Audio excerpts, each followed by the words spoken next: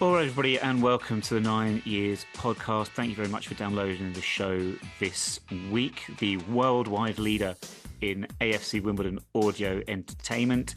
I am Nick Draper, joined as always by the face of the BBC Sport website, Mr. Stuart Deacons, and we're going to try and lift your mood this week because for those of you that were there on Saturday, and even those of you that just saw the result, probably not in a great place after losing to what was second bottom of the league, Doncaster Rovers.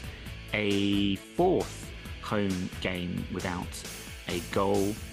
I think it's a seventh without a win at Plough Lane now in all competitions too. So on that happy note, I will tell you that this week we will talk about Doncaster.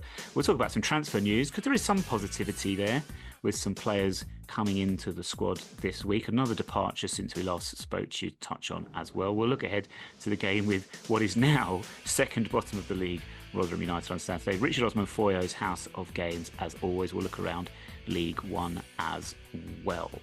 But Stu, I think possibly we should start with squad changes. The departure last week, because that was the first one that we didn't get to mention last time, following on the heartbreaking loss of Danilo Orsi, which it's going to take time, I know, but I'll get over him. But I am more upset about Riley Harbottle, and it's a departure that I think most of, if not all of the fan base are a little bit, what's gone on there? Why is Harbottle not being played and why has he left? Yeah, chatting to people on Saturday, it was more of a topic than anything we've had recently in terms of obviously Dan and Orsi and stuff. I think a lot of the feeling was why did we get a fee for Orsi and we didn't for Harbottle, which didn't Crawley are mugs. that maybe it didn't help with Steve Evans also saying that he had to beat off 4 or 5 other teams to get Riley Harbottle, so people were even more like, why did we not get a fee? But I always had suspicions about Steve Evans in those changing rooms. yeah, he always feels like he's the one that's, he's like a Donald Trump in of football. Like he has to make sure he blows his own trumpet of how great he is. As And long as it's only his trumpet that he's blowing. well, yeah, do you know what I mean? I made a great move, probably the best move ever. I think I'm the greatest. You know, he's that sort of thing, and do you know what I mean? But yeah, I think it was. I think, hey, look, I think there's also a frustration that it got to that stage where we let him go. Like when you look at it, he's 25 years old as a defender, young in his days, and what frustrates me is that in a playoff as a promotion team, he was probably one of highly used players in the squad, and he's gone to a bit part player who couldn't even get on the bench. So my frustration is that more the case that he's gone because it was obvious. Why would you keep somebody who's not even going to even get on the bench? But yeah, it was topic of conversation on Saturday. Don't score winning goals in playoff semi-final first legs at AFC Wimbledon because soon after that you're going to be persona non grata and you won't be here any longer. Tom Beer, now Riley Harbottle. What is going on? Miles Hippolyte can't get a start now. Can't get a start now, can he? Similarly, what is going on there? Yeah. Yeah, it's. Hey, look, it's giving us loads to talk about today. That's the good thing. Always searching for a positive. But Harbottle, as you say, just a player that we thought was versatile, could fit in a different number of positions, never let the team down. As you said, a great finish to the season last season.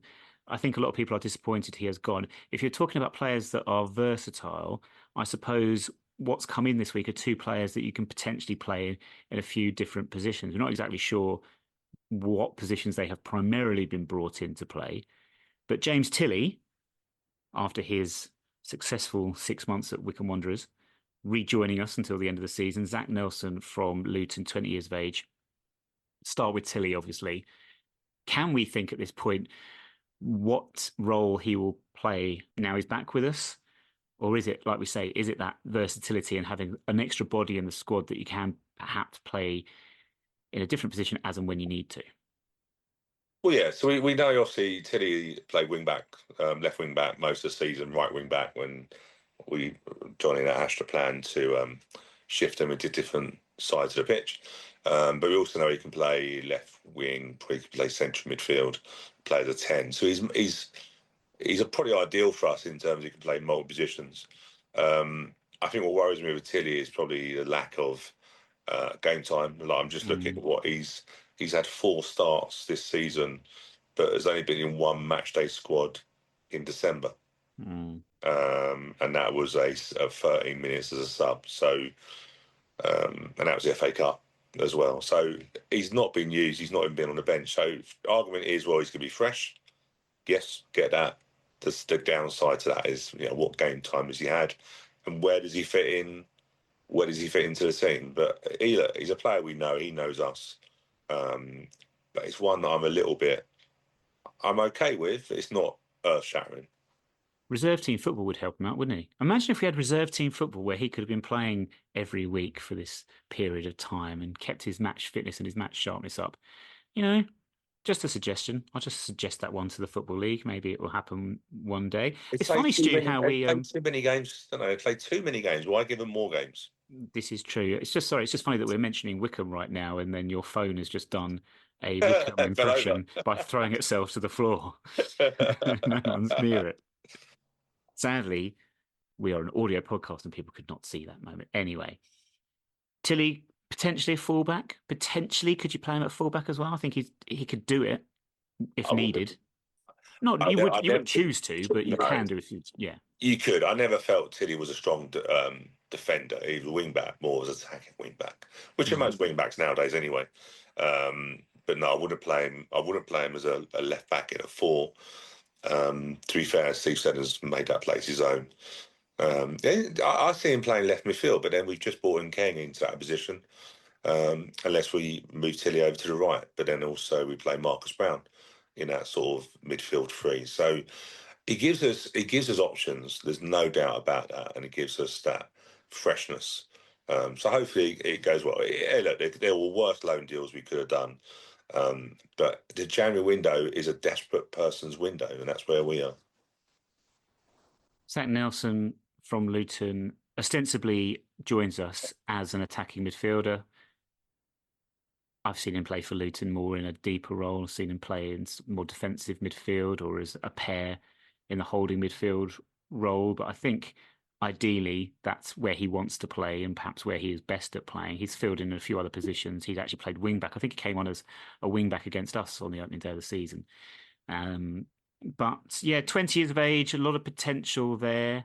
See what we can get out of him. But if he is coming in to be an attacking midfielder, then does Marcus Brown, do we play Marcus Brown as a centre forward alongside Matty Stevens or Omar Bugle, or do we push Marcus Brown out wide to keep Nkeng on wide and keep the balance?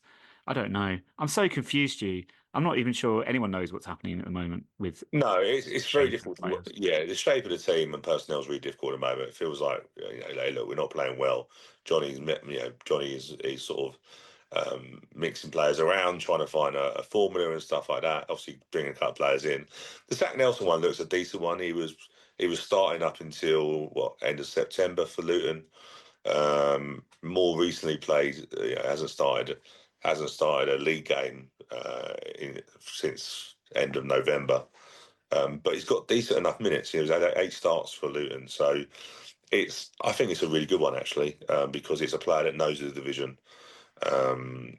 Obviously, Luton. I saw some Luton fans saying it's good that he got a loan with a lower placed team. I'm like, it's a bit harsh. Luton are not exactly putting up trees, are they? But I think it's a good one. I think it's an interesting loan, and as I think the good thing is both of the loans we bought in are attacking threats, and that's pretty wise because we're not exactly looking great going forward.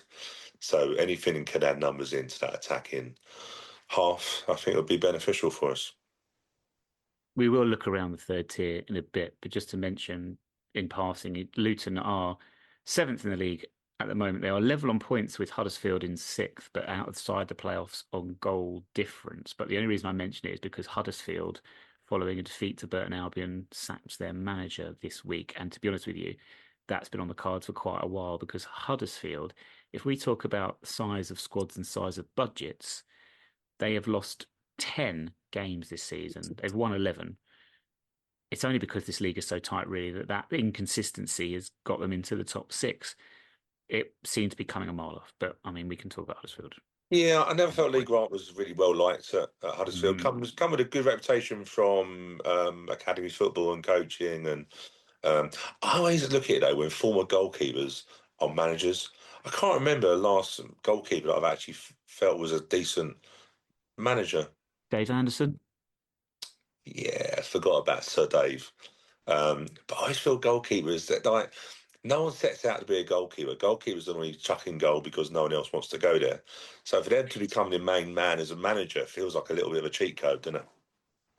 There is somebody, his name escapes me, but I will remember at some point that has. Well, Tim Flowers is doing a good job in non-league. It does happen. Kelvin Davis was in non-league, wasn't he, with Eastleigh for a bit, doing all right. You're not proving my argument much, really. Do Not you know what I mean? really. There is one manager maybe 10, 15 years ago that's gone out of my head and it will come to me, but oh well. My memory is Well, not what it used to be. you could say the Bromley manager, ex-goalkeeper, Yeah, see, his name just gave me as well. Andy Woodman. There we go. So, hey, look, and Bromley are doing well. 4 defeats this season in League Two. Fair play to them. No, fuck off, No. Bromley.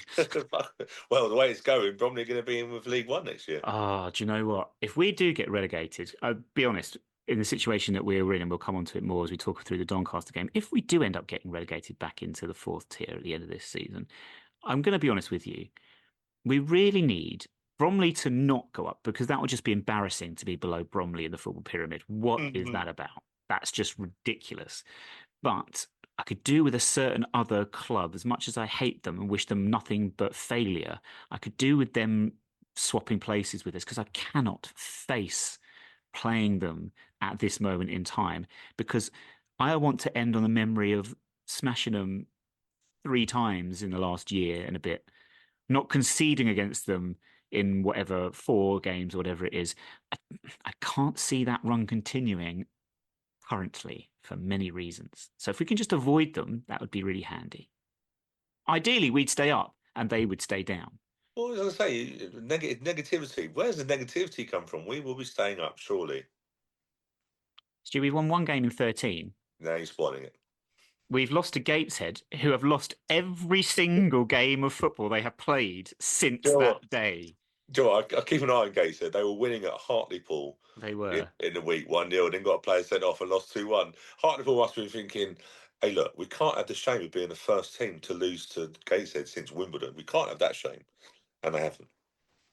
I'm not sure Gateshead are ever going to not lose a game of football ever again. Yeah. Oh, they played so well. Or did they play so well at ours, or did we just play poorly? Yeah, I think looking at our form it's pretty much in keeping with how we've been. Because as we say, it is 1 win in 13 in all competitions, 1 win in 12 in the league. And I know people are going to be listening saying, well, we've got through to the quarter-final of the B Team trophy. I'm like, yeah, they don't. Doesn't count. Like I concentrate on actual proper first team games where you can't suddenly play players that are actually on loan at other clubs or other ridiculous rules there are, or play suspended players until they're not suspended, depending on what rule they've decided to implement this week, which is Swindon's problem currently. Just anyway, Doncaster, right? Well, we were just talking about recruitment and how players are going to fit into our system. What do we make of this system against Doncaster then? Seemed to be, was the intention a 4-3-3? Was that the actual intention? I know people say 4-2-3-1 with Callum Maycock just behind Matty Stevens, but was that how it actually played out? Was Maycock more in a more deeper role, but with a bit of license to get up and down? I don't know. Nobody knows. It seemed like we went to it to get Nkeng in the team and go from there. Yeah. Hey, look, we can definitely say we played 4 at the back. There we go. On occasions, it looked like Reeves was the number 4, and Maycock and Smith took it in turns to bomb on.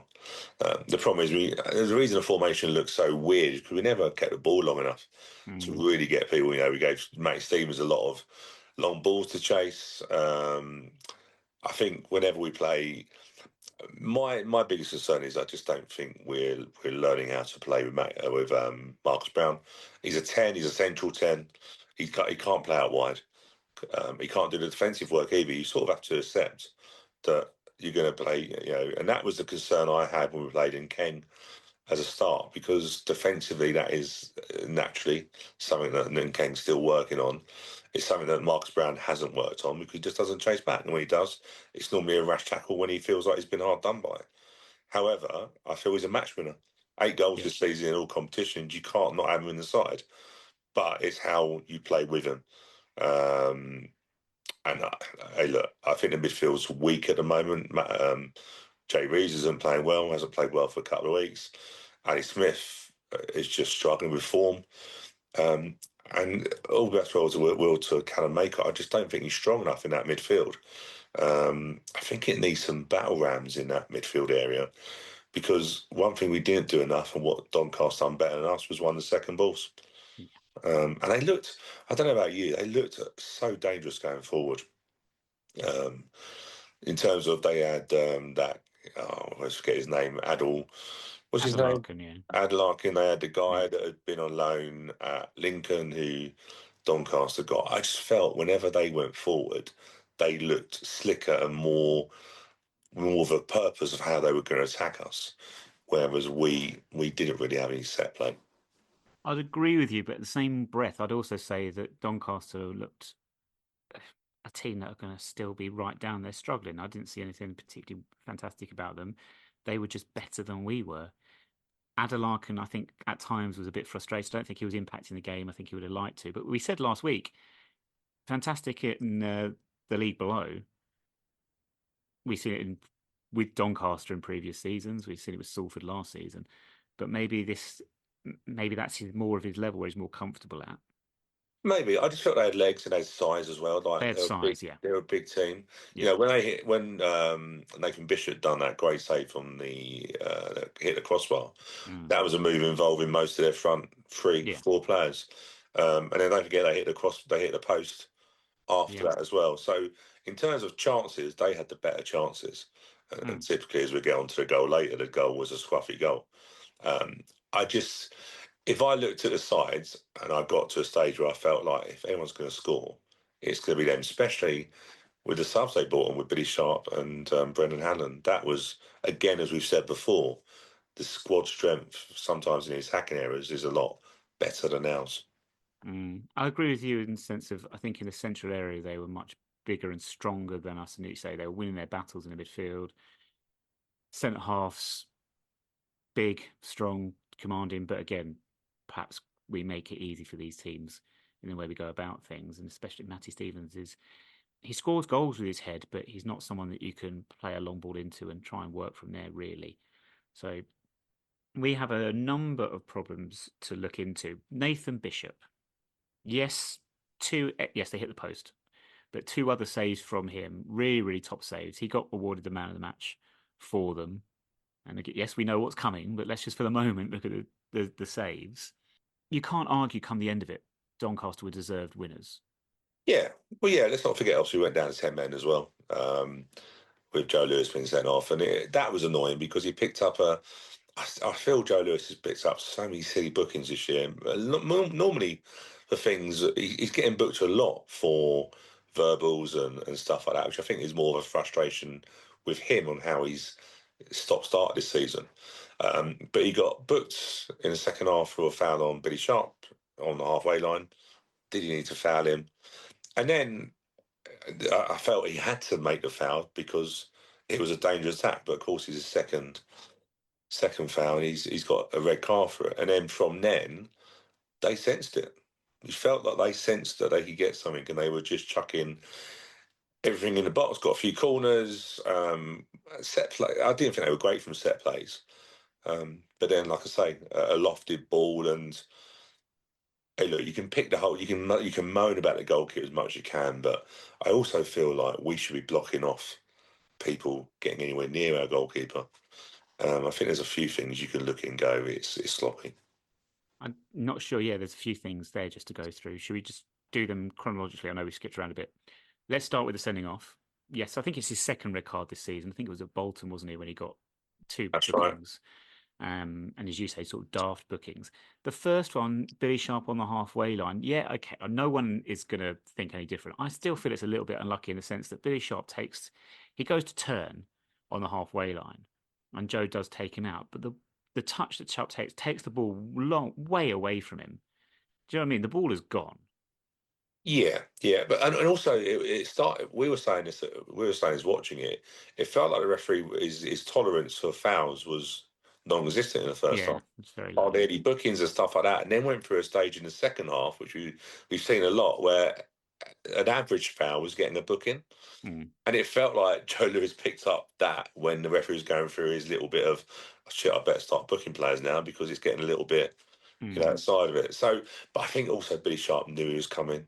Oh yes, yeah, So, he won that all day long. he's an old. Hey, look, they probably don't get loads of minutes out of him now, but if you're going to bring a forward on, just it reminds you of when Paul Mullins come on for Wigan and certain forwards who've been around the block, smart, know the game. Yeah, Um, so yeah, I think he gets Joe Lewis to book him really by how he knows he's coming. yeah, but no complaints about the second one whatsoever. The only thing I thought Had to about, make it. He had to make it. well, yeah, I just Uh, thought it was strange. His reaction to it was very strange because he seemed to lie on the ground like knew what was coming and accepted that he might have messed up a little bit or he knew that a booking was coming. And then in his next action, as he's getting sent off, as he starts getting in the referee's face about it, I'm thinking, what can you possibly be saying at this point, Joe? this is Joe Lewis all season. I just feel like he's just he's just not a happy person at the moment. Mm, He's picked up injuries and stuff like that. I think he might have been frustrated that he was the one that had to make that tackle to stop, because obviously, up till then they got through us a little bit. So he might even be unhappy with the fact that he was the one that had to be sacrificed. But thankfully he did, because another yard and it's a penalty. So at the time I was like, look, he had to make that tackle and take the booking, obviously second booking. It just then galvanised Doncaster from that moment. yeah, exactly. It's catch 22, isn't it? Because he potentially prevents a goal or a penalty or whatever. But then, as you say, we're down to 10 men, and then that puts them on the front foot for the remainder of the game. It's only about, I didn't want to, it's okay because none of my students are going to be listening to this. It was only about 6 or 7 minutes to go. Turned out to be a little bit longer than that. But it galvanised them to go, as you say, to go and look for a winning goal. Where I think, with 5 minutes left of the 90, I think we're both sitting there going, both teams are sitting there going, just don't make any mistakes and just accept taking the point at this juncture. But then you say the red card, and then the goal, and yes. So here's a question: hindsight is 2020. If Bishop doesn't come for that cross and stays on his line, has the cross got too much height on it for anyone to get any sort of power on a header that would trouble a goalkeeper? Because I think if the goalkeeper doesn't come for it, I can't see anyone heading that ball in at all. I think you'd have to generate too much pace. The ball's at a strange height, strange angle. It's one of those hindsight. But then once he has come as well, he comes in a little bit too early, and then you've got standing jump versus running jump. Yeah, hey, look, the ball wasn't a great ball, to be fair. It was like No. a nothing ball into the box. And you're right, because I think it hung so long in the air, it's a keeper. A keeper will think, well, do you know what? It's got enough height. I'll come out and take it. And realistically, yeah, he should come and take that. Mm. Just gets under it. Too long, jumps too early. It's a bad error. I still think we should be blocking off. I still think defenders, block. The guy had look. In the end, it's a good header when you think about it, because he still had to get up quite high. It's a Um, great leap from him, but like I say, he's got the running jump on it, which makes it of easier to course, get that. Yeah. yeah, of course. I just think in my head I could see it coming. I just Mm. feel like this season at the moment, our the way our form's going, I don't think it's luck. I just think the way our form is, we are struggling at home. We can't score, so all the time you can't score, Yeah. you're putting pressure on your defence anyway. Um, and I suppose when it went in, I had a wry smile, because I was like, that's where we are at the moment. Yeah. Can't buy a win, and the goalkeeper has made some great saves and probably deservedly gets a clean sheet. Ends up, yeah, it was gutting, but unfortunately, when goalkeepers make mistakes, they tend to end up being goals, and that's your problem. And these things are, as you say, symptomatic of teams out of form and in trouble and sliding down the table. I think, 2 points outside the relegation zone as it stands. Rotherham and Port Vale, the bottom two teams, coming up next, both away from home. So on the bright side, we're playing two teams that will not expect, but will be looking at us thinking, what an opportunity to get 3 points on the board. And that might, in some respects, play into our hands a little bit if we can play on the break a little bit more. Whereas Doncaster, perhaps at times, especially that second half, we're the ones perhaps expected to take the game to them as the home team. And as we know, we have zero goal threat whatsoever. And I know we had, and Nakeng had a chance. He had a shot which was deflected wide. I'm not sure how good a chance it was realistically. At least the goalkeeper made a couple of saves. I mean, they were shots from outside the box and they were the most comfortable saves you'll ever see. But at least it doesn't happen every game, Stu. Like we said this season, goalkeepers don't make saves against us. Yeah, and you have to feel for anyone that's just watching home games at the moment because we've not scored in four games, 4 home league games. Yeah. Which is really, that's our biggest problem. Yeah. Your home games are supposed to be the ones you're going to pick up the most points from, and I think we've probably got more points away from home this year, and it probably does say because we can hit on the counter. But we've got, look, our home form is terrible. To not score in 4 games is not, and I'd argue some of those games we've not even looked like scoring. No, we've not looked scoring in any of them. It's not in any of them. It's not as if I'm thinking the only one, Omar Begill when he had that goal disallowed for a little bit of a push, which is really interesting, by the way. I saw a very similar goal scored this weekend that was allowed. It might be in Plymouth, I think. However, can I just say, by the way, while I'm thinking about goals, the best own goal ever. Oh yeah.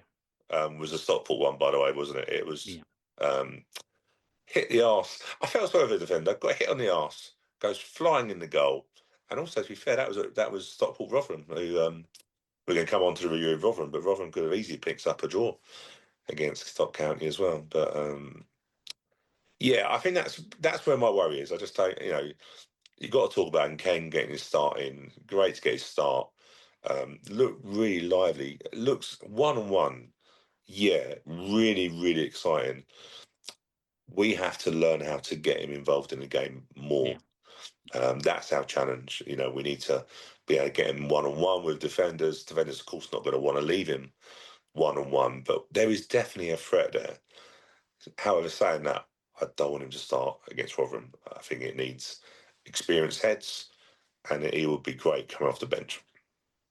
Maybe Tilley comes in to provide us with some natural width on the right, because that's what I think is lacking. Marcus Brown is not naturally a winger, as we've said. Doesn't want to be there. Exactly. And then Nakeng, what you want, as we said, is it's great, but it's fairly easy to defend against if you can't switch the ball to the other side. So you can block off Nakeng and almost concentrate blocking that avenue if you've got nothing going down the other side. And a couple of occasions, Ogg's got in positions to get the ball in, and again, the other problem is, as good as Nakeng is, when you chuck a ball in the box, we've got no one in there that's going to make anything of it anyway.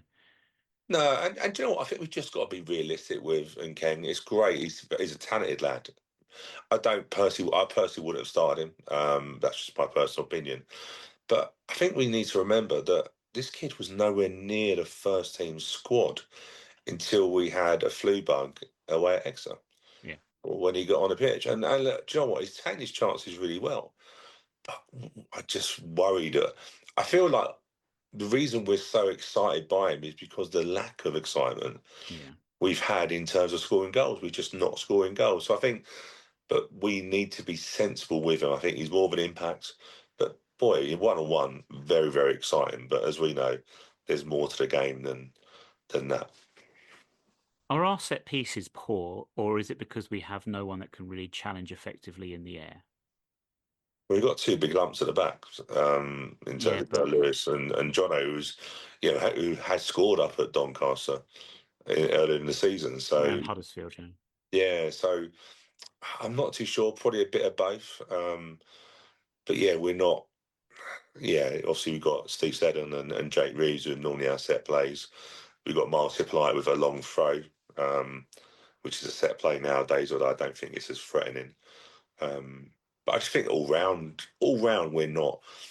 I think the problem we've gone to fullbacks.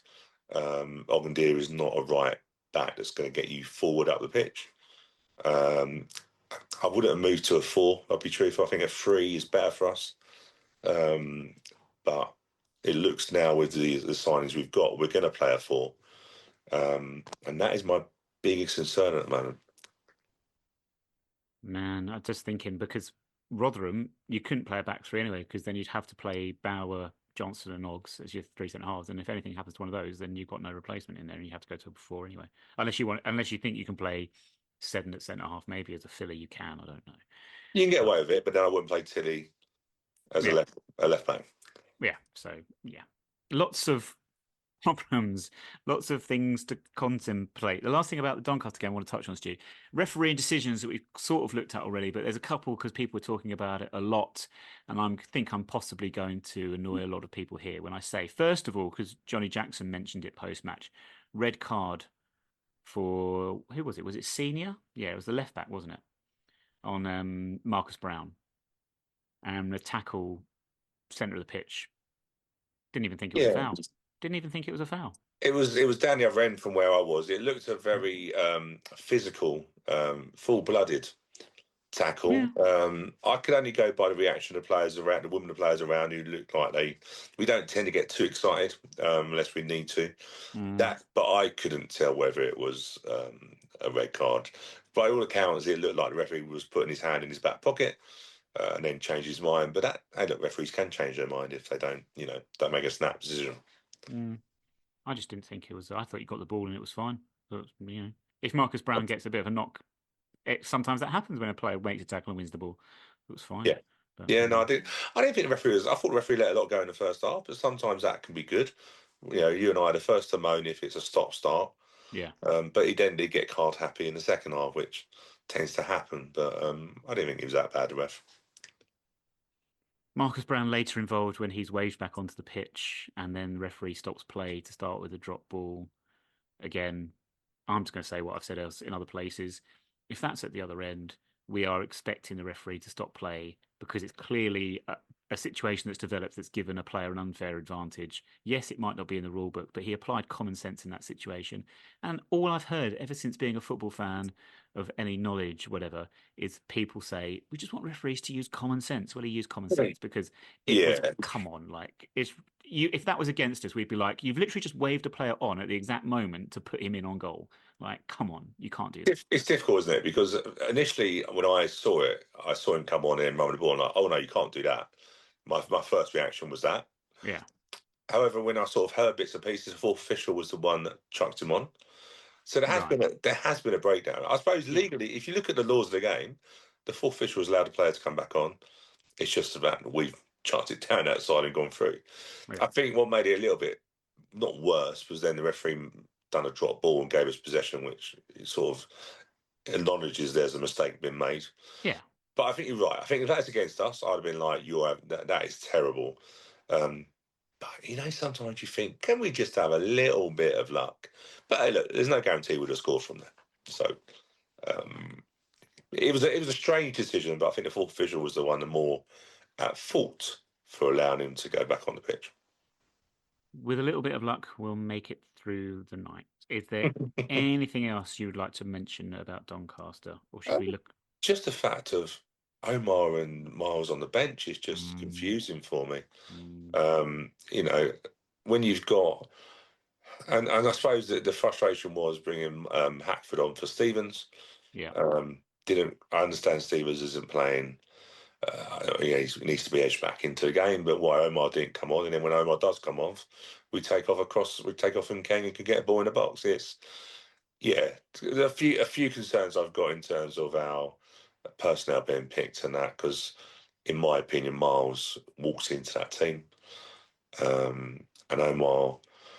If you can have a relegation battle, which is what we are in now, Omar's certainly a player one on the pitch, fighting and battling. It's a little bit of a damning indictment, really, of selection if Miles Hippolyte is basically being used as someone to bring on because he can put a long throw in the box. When actually you would think, alongside Marcus Brown, the players that are most likely to make things happen for us at this moment. I know people say Nakeng, but as it stands, Nakeng's still on 0 goals and 0 assists. Yeah. And don't get me wrong, there's a strong argument that Miles Hippolyte hasn't played well. He scored at Leyton Orient, didn't he, on New Year's Day? But he had a few disappointing performances in December. However, he's probably one of our top key players. And probably the only one thing I would say, one of the disappointing things I had was I felt Doncaster subs were more attack-minded, more positive. How we didn't bring a Simway on in that. For me, I'd have bought a Simway on for Ogs. You're the home team. Go and push for the game. 3 points at the moment are more important than a one, if I'm being honest with you. That was my disappointment with just the attacking emphasis on the subs. I do feel that sometimes players that are out of favour, they fall out of favour hard. And this is, I'm thinking James Ball at the end of last season, Riley Harbottle, Hippolyte. Yeah. Simway had a great start to the season. And yes, and don't get me wrong, the Simway form did drop, and I didn't feel he had. I always said to you tonight that he always looked knackered at the end of games. I'm not too sure whether his fitness was his match fitness was as strong as it should be. But to sit on the bench all game when we're not getting out on that right side because Ox just isn't an attacking fullback, I think that would have shown intent. And instead we were a little bit apprehensive, and our home form's got to improve massively if we're going to have a chance of staying up. Elsewhere in the third tier, one result that I will reference that took my eye this week: Peterborough 0, Plymouth 1. Only because Plymouth are now 4 unbeaten, and as you referenced earlier, Stu, or maybe that was before we started recording actually. But you mentioned Plymouth, and they've actually motored up the table now and out of trouble and finding their feet. It helps when you can sign players the quality of Tilley and Ronan Curtis, of course. Yeah, and Ronan Curtis is a player that tends to have an impact. When he moves, he does. What I mean by that is he come on at half time for the virtual trophy game when they won 4-3 at Bristol Rovers. Was involved in all 4 goals. I think he took the corner as well for the goal. So when he come to us, he made a massive impact, didn't he? Hadn't been great for Port Vale this year, but you have to wonder sometimes maybe Port Vale just weren't utilising him. But he does look a good signing for them. But it's no surprise, Plymouth-wise, they spent £1 million on their forward. So we always expected them to come out anyway. But it was a good win against Peterborough because, again, Peterborough are one of the teams in form. So I think they are. I think Plymouth are well and truly gone away from us. And that win, or that 2-1 win, seems a distant memory, doesn't it now? Well, yeah, I mean, we were all thinking, and fair play to Plymouth. They kept faith with Tom Cleverley, and hey, they've still got work to do. So this could all change. This league, you know how it works. This could all change in 2 weeks' time. But as it stands, you think, okay, he's got them on a solid footing and recruited well, and they should be fine. They're going to come out of the window stronger than they went into it, aren't they? So yeah, you would think so. Anything else in the division? No, I didn't look at many other results because I was so fed up. Nothing else bothers me now. Fair, that's good news. Do you know what bothered me on Saturday? As people listening to this will know. Go on, Luton. No. I'll tell you one thing about Luton. Some breaking news.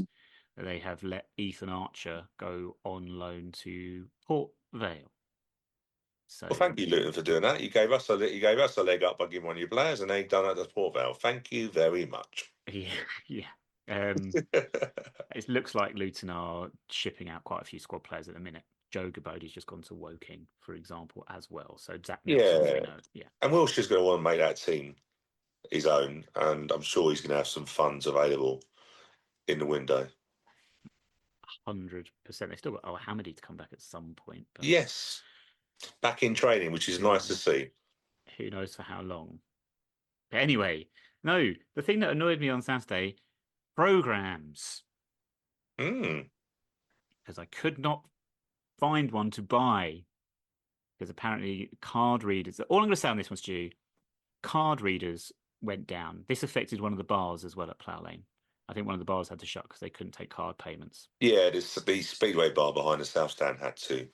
Yeah, I believe it was a card payment error, which, not really what you want on a match day because, of course, that's revenue, and we need as much revenue as we can get. So, they weren't sold out. They just couldn't be sold. because we didn't have. And of course, I can see where you're going to come in with this, because you're going, well, if we took cash. There we go. You know me so well. If only you could pay out. If only you could put 3 nuggets out, and you'd be all right, wouldn't you? If only I could have just handed someone some cash, it would have saved a lot of stress and angst on the weekend. And I am still not entirely. I know someone's going to come and say it costs us more money to handle cash or some transaction. I don't know. It always used to be in the day that shops would always go, no, don't pay by card. If you're paying by card, you have to pay and spend at least £6 or something because we get charged extra on it or something like that. And now for some reason that seems to have flipped the other way around, and people say, well, actually it costs more for some reason. I'm sure we could manage it. I'm sure we could manage it. Just get John Green to pay whatever charge we have to pay for banking cash as opposed to taking card payments. Yes, thank you to John Green and the We Are Wimbledon Fund for allowing us to bring some players into the window. Should we mix things up with a game of Richard Osman Foyo's House of Games? Well, yes, let's hope I did better than I did last week. Yes, last week was a tricky one. See how you get on with this one this week. I've invented a game. Lovely. It's never appeared on Richard Osman's House of Games, but it is appearing on Richard Osman Foyo's House of Games, and we're calling this game Gender Swap. And you will give me the answer to the name of a former Wimbledon or AFC Wimbledon player. Yes. And then all you will do is you will just change the gendered word in the name of said player. Okay? Right. I think this one's a fairly straightforward one to start with. Okay, this was a former Wimbledon FC midfielder from the early 90s, and he used to play for Forest Green Rovers and Bath City. He would go on to play for Watford and Kingstonian and Aldershot. But he spent most of his career at Gloucester City in the late 80s, early 90s before he signed and scored 1 goal for us in 26 games as a Premier League team. Wow. Midfielder, early 90s. Forest Green. He'll have a gendered name that you have to change the gender to, if that helps. Also, his surname is something like a chest of drawers. Aidan Newhouse? No, because it could be Aideen. No, it's not how it works. You'll see when you get it. Jaws. We're off to a cracking start this week. I just think my old age, I'm getting so much more forgetful. First name is Steve. Oh, Tall Boys. But no. Gender swap. Stephanie. No. What's the gendered word in Steve Tall Boys? Gendered word? Yeah. Tall woman. Nearly. Tall girls. There we go. Steve Tall Girls. It's not Steve Tall Boys, it's Steve Tall Girls. Oh dear. Yes. Okay. Yeah? Yep. Okay. All right. Next one. Former Oxford United forward. He scored in our first ever game against the franchise. Jack Mid daughter. Very good. Jack Mid daughter. From here on in, we've got a lot of goalkeepers. Love it. On loan from Millwall a few years ago, he now with Everton and got there via Wolves at some point as well. Tom Queen. Very good. Tom King becomes Tom Queen.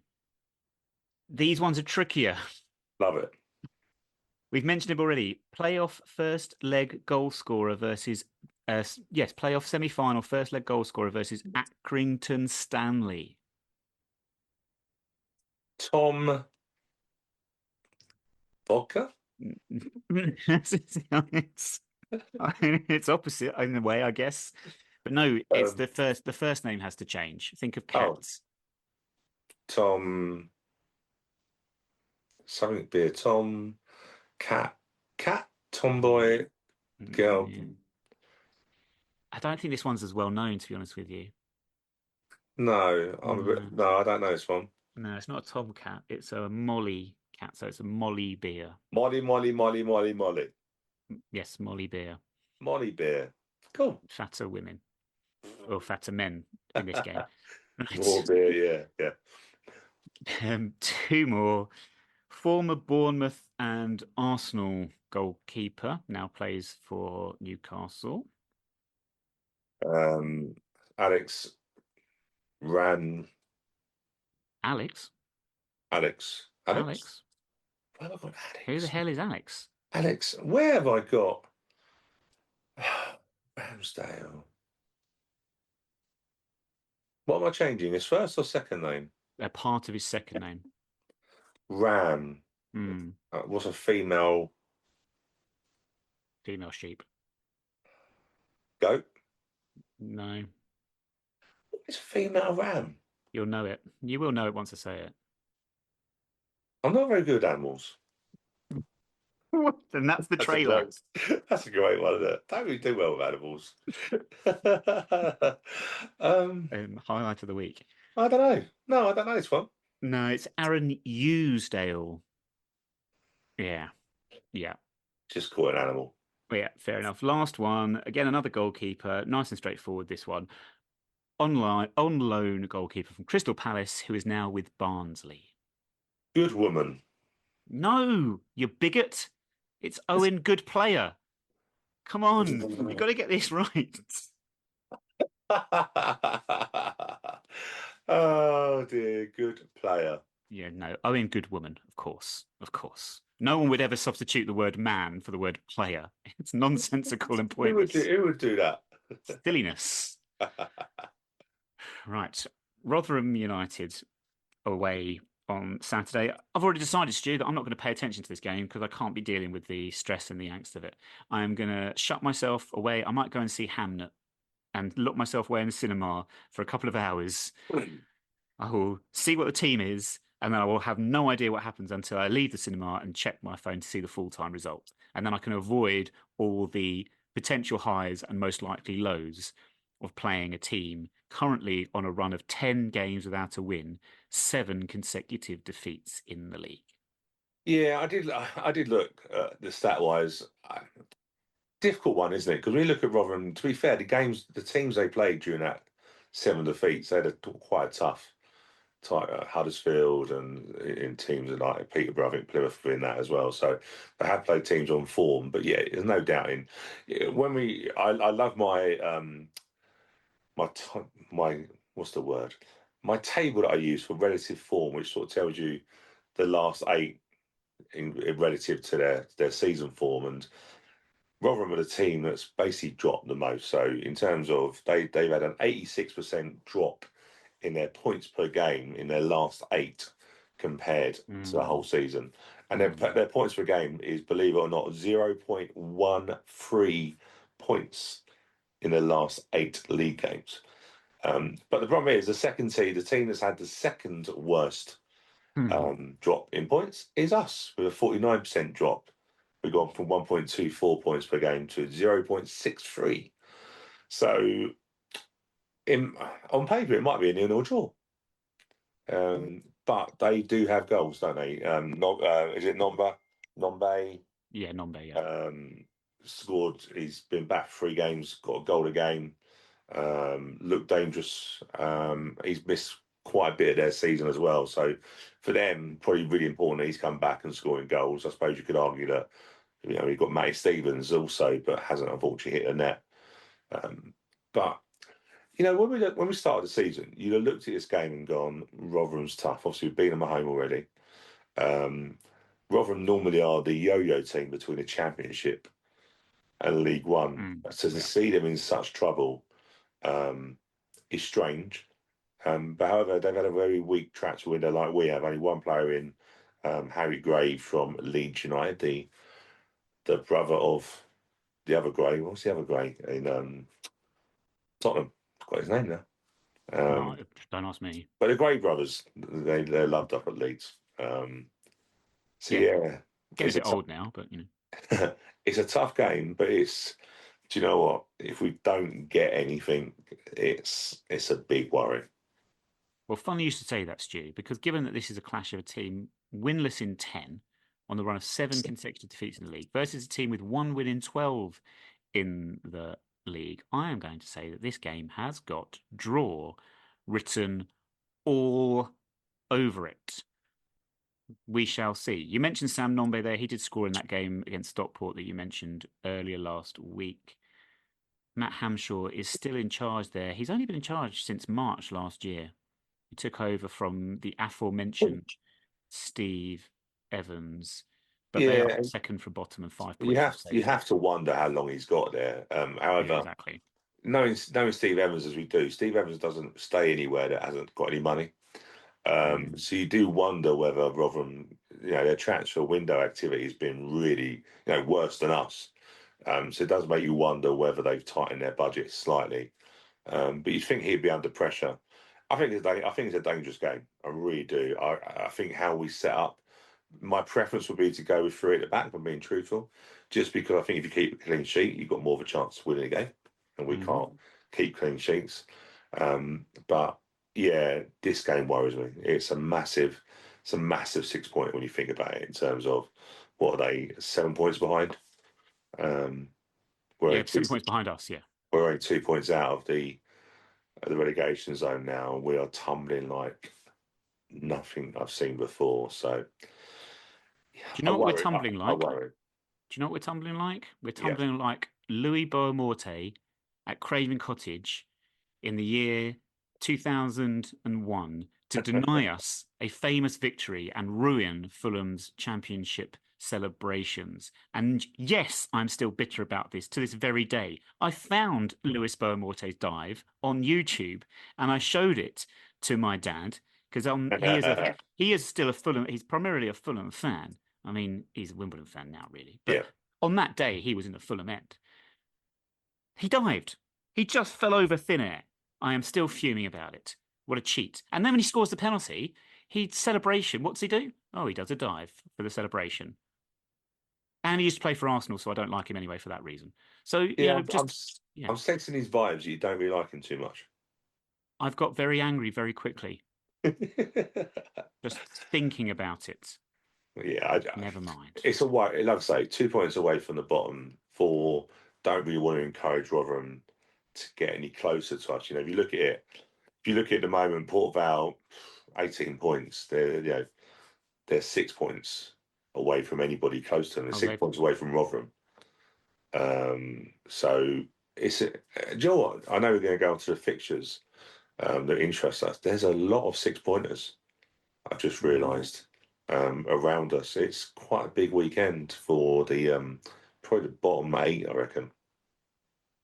Port Vale are less a port right now than they are an island, completely adrift from the rest of the division. But yeah, elsewhere in the league, like you say, I mean, funnily enough, well, the first thing I have to mention, Stu, this podcast might be out on Thursday night, and some people might see it pop into their inboxes whilst they are following Lincoln versus Burton, because Sky have decided that people in the country, they don't want to watch Traitors. They've got no interest in watching Traitors. They want to watch Lincoln City versus Burton Albion on a Thursday night. Do you know what made me chuckle? They last night, obviously, Champions League is back, and there was a full championship program near enough, and they had Stevenage versus Bolton. They did. So I literally went from watching. I think I started off with Stevenage Bolton, then went to the San Siro. Into Milan. I think I then dropped back into the Championship. That's why I went and watched Oxford versus QPR, which, do you know what? The wind at that game was hilarious. They were literally doing curling balls into the box that curled so much because of the wind. I felt sorry for anybody trying to understand where the ball was going to go. And that's because of the open stand, I imagine. Yes. And then went back to watching it in Milan versus Arsenal. I had a great tour around but yeah, Stevenage Bolton finished 0-0. Can I just say, Stu, that from Stevenage to Milan to Oxford is the greatest journey since, I don't know, Enfield to Luton to Wimbledon. The thing is, there's so much football onto. I'm actually getting to a stage where I just want one game to be on per night, because I find the more choice I have, the less I watch of any one game. I'm literally just channel hopping and then never getting to any game. I don't know if you've ever done this, right? When Soccer Saturday's on and the games are all available and they go, right, there's a goal. So you go to that game, there's not a goal now because they've just scored a goal. It's already happened, yeah. I just feel like I'm chasing the goals when I could just watch one game. Do you want me to go on a quick... No, I'm not going to go on a quick rant about this, but you're quite right, Stu. I would see your one live game a night and change it to one live game a week like the old days, because we don't need all these live games. We really don't. But choice, yes. We are driven to distraction. And I can start getting on my smartphone and social media rant now, but I won't. But that's a part of it as well, because like you're saying, because you are trying to do too many things at once, or maybe look at too many games at once, or switch between or whatever, you're not fully present with one thing, and actually it spoils your enjoyment of it as a general rule. And yeah, anyway. That's fair that way. But yeah, so you've obviously other fixtures: Doncaster, Wigan, Oof. Northampton, Blackpool. Cobblers. Yeah, I had that one. Yeah, Blackpool was mine. Yeah. So they're all, even Port Vale, Exeter have crept away, but Port Vale, we're trying to get anyone as possible to come back down to them, isn't it? So yeah, it's and to be fair, at the top of the table, some decent games: Cardiff, Stockport County, and Huddersfield, Bradford. Oof, big Yorkshire derby. So there is, yeah. Do you know what?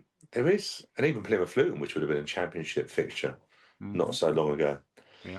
So some really good fixtures, but I think for us down the bottom, yeah, probably big set of fixtures. And hey, look, my biggest worry is the moment we drop into that bottom four, we ain't getting out of it. That's my biggest worry.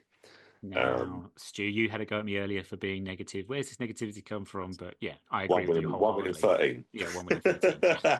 And let's be fair, that one we played Leighton Orient on the best day possible because they had their lone goal.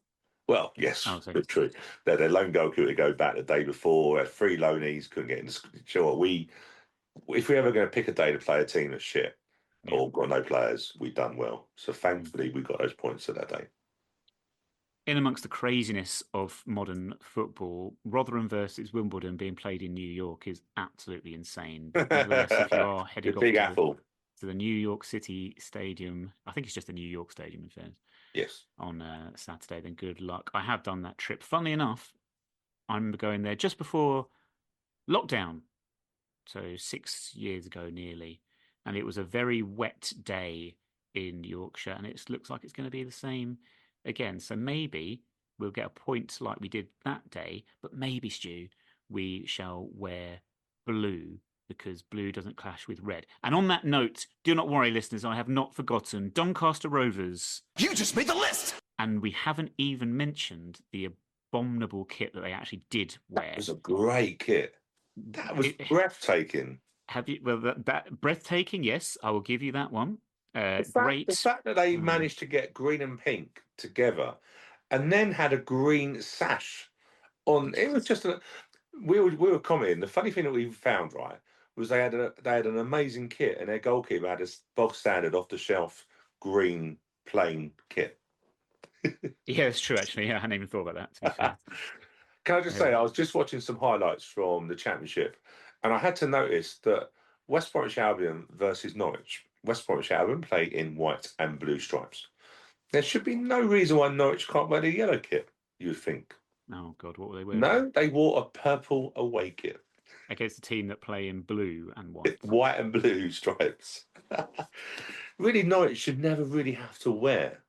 Only when they play Watford. Exactly.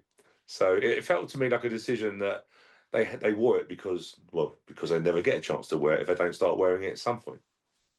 Norwich are a club, well, every single club in the Football League could get away with just having 2 kits. All right. Norwich, though, are really the ones that only need 2 kits, not more than anybody else. And then I suppose arguably Watford, but I don't like Watford as we've been. But then the problem you've got is how do they then sell free kits? So you've got to sell free kits, so you've got to wear them at some point. Yeah, see, this is the problem with football, isn't it? It's all just one big money-making con, isn't it? Well, we know that big time, don't we? We know that. And saying that, Macclesfield, after their great win against Crystal Palace, charging £34 to get in against Brentford. Everyone does it. Everyone does it. It's their way of the world these days. Never mind. Funnily enough, I don't know why that reminded me. Curzon Ashton, they lost 8-0 the other day, by the way. I think it was just Yeah, National League North and still one of the International. coldest. Still one of the coldest days. Still can never forget that day. I literally was so cold. I was literally adjusting my scarf, and then they decided to shoot from so far out. They scored straight away. And I'm like, "Welcome to Curzon." Yeah, that was it. But that ended up being a great day. They just run out of it. They literally, if anyone's seen a car literally running out of petrol, that's the equivalent of Curzon Ashton. They were literally running out of fumes. Yeah, it wasn't actually a surprise that we actually turned that around, to be honest with you. Because the last hour of that game was just us attacking their goal constantly. It's like we've done some magic fall and put quicksand in their area. Felt like it. That only affected them, bless them. Actually, it was one of those games I actually walked out and I felt really bad for actually even because everyone was so nice up there. Even on the way out, they were saying, "Good luck for the rest of the season." And I'm like, just maybe your team could be a bit fitter. No, you've been all right. Do you know what? Isn't that non-league? Isn't that non-league all over? And that was our experience in non-league. And do you know what? It just highlighted particular clubs that weren't like that, which is why we still have a bit of antipathy towards them. Mentioning no names, Bromley, but there we go. Generally, non-league, very, very nice. Well, it'd just be good that they will be in League One next year. Just don't know whether we will be. Absolute state of it. Absolute state of it. Anyway, updates from the game with Rotherham and Tuesday nights away at Port Vale will be available on Nazi Twitter if we're still allowed to talk about it, which I'm not sure we are. Anyway, Stu, thank you very much for joining me this week. Thank you. That is it. Yeah, we might be a little bit early this week, but hopefully we won't miss out on any big news or anything, and we'll come back as normal next week. We shall see. But anyway, for now, Alexa Bliss, bag first, milk last, 2 + 2 = 4. We shall speak to you again next Friday or Thursday.